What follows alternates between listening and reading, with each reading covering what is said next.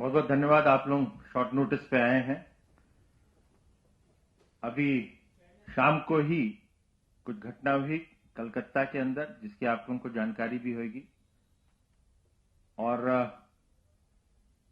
Bharatiya Janata party की तरफ से जिस प्रकार से ये अनडेमोक्रेटिक एक्ट हो रहा है, वायलेंस हो रहा है, उसके विषय में हमारी कुछ टिप्पणी है। लोकतंत्र के अंदर हिंसा की कोई जगह नहीं होती है,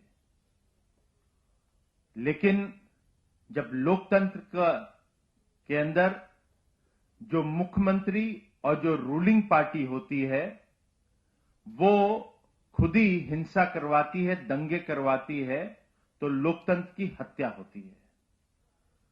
और जो बंगाल के अंदर जो परिस्थितियां बनती जा रही हैं वो साफ दिखाती हैं कि ममता जी के कार्यकाल के अंदर लोकतंत्र नहीं है, लाठी तंत्र पे विश्वास ज्यादा हो रहा है।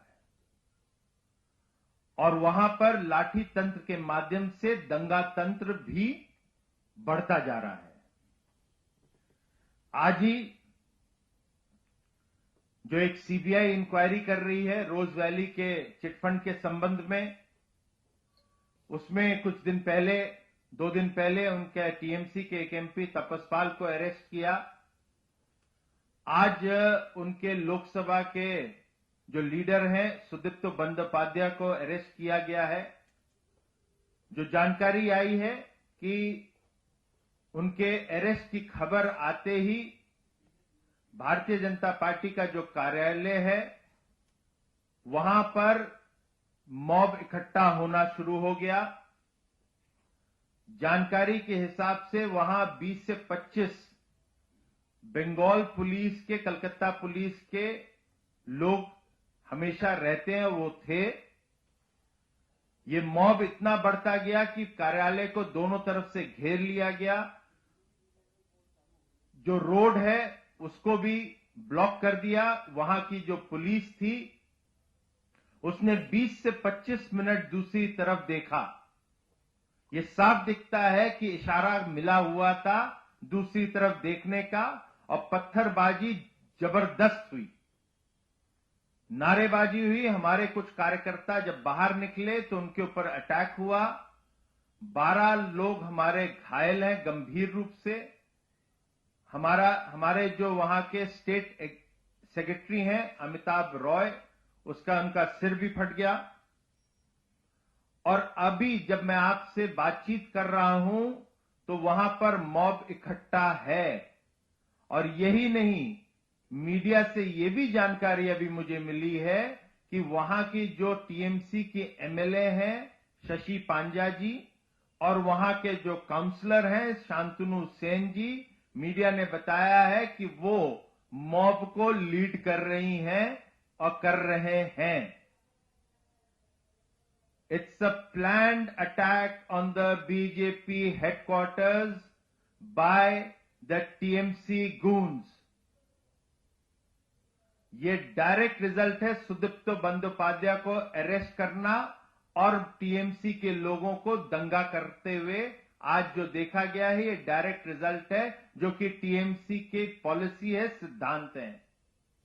उनको लोकतंत्र और कानून व्यवस्था पे कोई भरोसा नहीं है, ना उनको मानते हैं, क्योंकि कानून व्यवस्था जिनके हाथ में है वो ममता जी हैं, वही गृह मंत्री हैं। और वही आपने देखा होगा अभी पीछे नोटबंदी के समय उन्होंने इंडियन आर्मी जो एक रूटीन एक्सरसाइज कर रही है, उस समय भी अपने कार्यकर्ताओं को भड़काने का काम कर रही थी, गलत बयानबाजी की कर रही थी। साथ ही साथ वो और भी बयानबाजी करती हैं जब उन्होंने कहा नोटबंदी का विरोध करते समय कि देश के अंदर 3 दिन के अंदर केंद्र सरकार नोटबंदी ना वापस करे तो दंगे होंगे। दंगा जो है वो टीएमसी का कैरेक्टर बन चुका है और वही आज हम लोग देख रहे हैं। मैं इतना ही कहना चाहता हूं कि जो कलकत्ता पुलिस है उसका जो हेडक्वार्टर है, वो भारतीय जनता पार्टी का जो हेडक्वार्टर है कलकत्ता में वो 5 से 6 मिनट की दूरी पर है।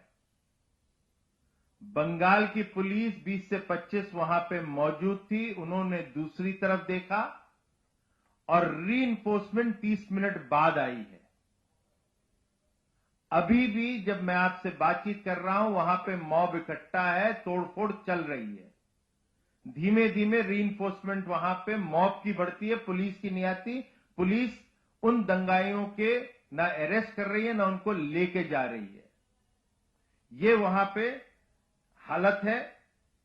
और साथ ही साथ मैं इतना ही कहूंगा कि ममता जी, जो वायलेंस है उससे आपके जो नेता लोग चिट फंड कंपनियों के अंदर इन्वॉल्व हैं, उससे आपको या आपकी पार्टी को क्लीन चिट नहीं मिलेगी।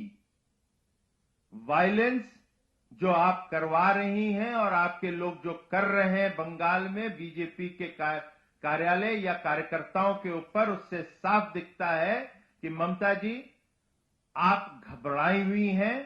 आपको समझ आ रहा है कि सीबीआई इंक्वायरी कर रही है और जो डॉट्स हैं वो जुड़ते जा रहे हैं और आपके दरवाजे तक की पहुंचेंगे। इसलिए आप घबराकर आप अपने कार्यकर्ताओं, जो आपके टीएमसी के गुंडे हैं, उनको आपने खुली छूट दी हुई है और कानून की अनदेखी हो रही है। और इसलिए जब आप खुद और टीएमसी के लोग दंगा करते हैं तो ये भी मानना होगा कि ये आप कबूल रहे हैं कि कहीं न कहीं आप लोग गिल्टी हैं, चोर की दाढ़ी में तिनका। इन्हीं शब्दों के साथ ये हमारी छोटी सी टिप्पणी थी। मैं कोई प्रश्न होगा इस संबंध में तो मैं जरूर आपको देने का प्रयास करूंगा।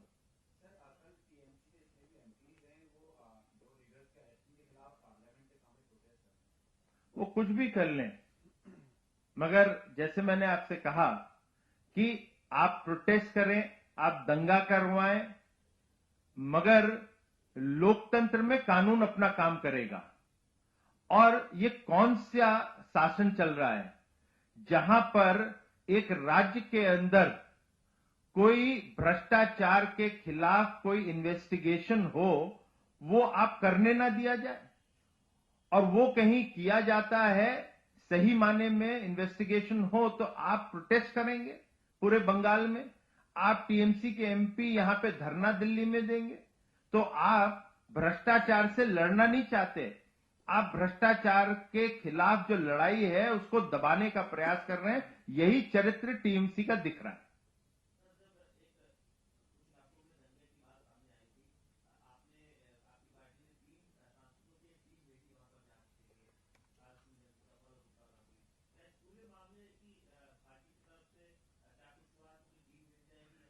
देखिए, जो टीम गई थी उनकी रिपोर्ट पार्टी केंद्र कार्यालय को दी जाएगी।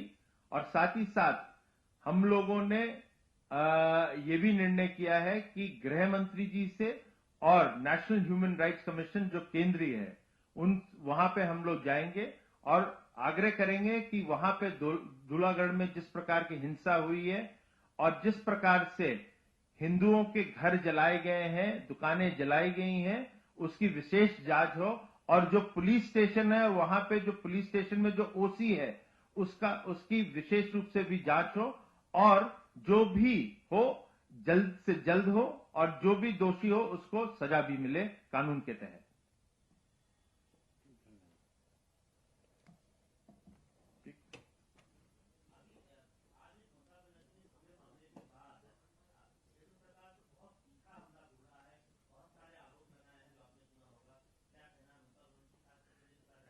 देखिए, ममता जी को समझना चाहिए कि वो संवैधानिक पद पे बैठी हैं, और रक्षक खुद ही भक्षक बन जाए तो फिर वो कुछ भी बोलेंगी, वो उसका कोई बहुत ज्यादा महत्व नहीं रह जाता।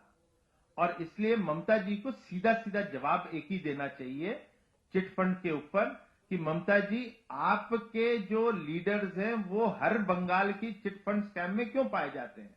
और ममता जी, आपको जवाब देना चाहिए कि जो इन्वेस्टिगेशन आपकी सरकार को करना था, बंगाल पुलिस या आपकी सीआईडी एसआईटी को करना था, वो ठीक से क्यों नहीं हुआ और क्यों कोर्ट को दखल देनी पड़ी और सीबीआई इंक्वायरी करवानी पड़ी? ममता जी, आपको इन चीजों का जवाब देना चाहिए, क्योंकि 17 लाख गरीब जो है बंगाल के, उनका गहरी कमाई जो है, पसीने की कमाई है, वो लूटी गई इन चिटफंड कंपनी में। और उन चिटफंड कंपनियों के अंदर टीएमसी के लीडर्स इन्वॉल्व हैं और आपकी पुलिस ने उसको डिरेल करा है इन्वेस्टिगेशन। और जो सीबीआई कर रही है वो इन्वेस्टिगेशन को पटरी पे लाकर जो दोषी हैं उनके ऊपर कोई शक है तो उसको अरेस्ट करना कहीं करना पड़ेगा, तो वो कर रही है, जो कानून कहता है उस पर काम कर रही है।